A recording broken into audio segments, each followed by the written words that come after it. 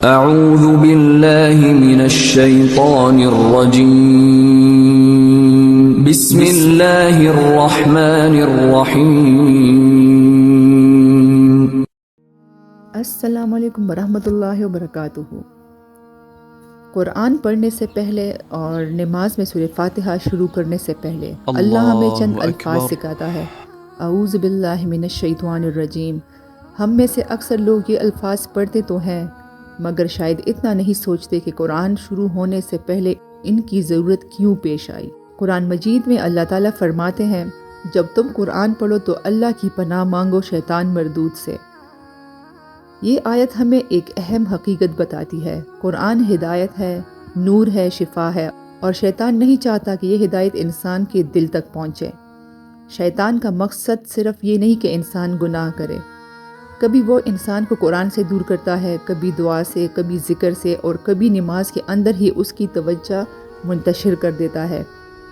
آدم علیہ السلام کے واقعے کے بعد شیطان نے کہا، میں تیرے سیدھے راستے پر ان کے لیے ضرور بیٹھوں گا۔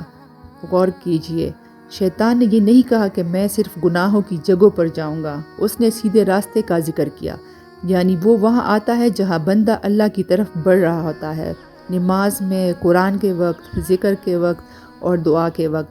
اسی لیے کبھی ایسا ہوتا ہے کہ نماز شروع ہونے سے پہلے ذہن نسبتاً پرسکون ہوتا ہے، لیکن نماز شروع ہوتے ہی خیالات کا ایک سلسلہ شروع ہو جاتا ہے۔ گاڑی کا ٹائر تبدیل کرنا ہے، آفس کی ای میل کا جواب، کبھی کسی کی گفتگو کی یاد، کبھی کسی کام کی فکر، کبھی ماضی، کبھی مستقبل۔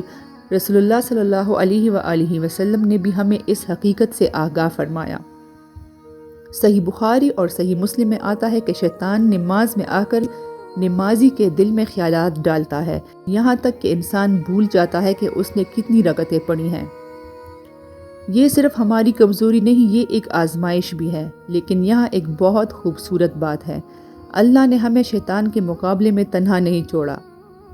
اللہ نے ہمیں ایک راستہ دیا، اپنی پناہ۔ اعوذ باللہ، یعنی اے اللہ میں تیری پناہ چاہتا ہوں، اپنی توجہ کی حفاظت کے لیے، اپنے دل کی حفاظت کے لیے، اپنے ایمان کی حفاظت کے لیے۔ قرآن ایک اور جگہ فرماتا ہے، بے شک شیطان کا مکر کمزور ہے۔ شیطان کی طاقت اس قدر نہیں جتنی ہماری غفلت نقصان پہنچاتی ہے، اور جب بندہ اللہ کی طرف رجوع کرتا ہے تو وہی کمزور مکر مزید کمزور ہو جاتا ہے۔ اگلی بار جب آپ نماز میں سورہ فاتحہ سے پہلے اعوذ باللہ من الشیطان الرجیم پڑھیں تو صرف الفاظ نہ پڑھیں، یہ یاد رکھیے کہ آپ اپنے رب سے مدد مانگ رہے ہیں، تاکہ قرآن آپ کے کانوں تک نہیں دل تک پہنچے، تاکہ نماز صرف ادا نہ ہو بلکہ محسوس بھی ہو، اور شاید یہی چند الفاظ آپ کی توجہ کو بکھرنے سے بچا لیں۔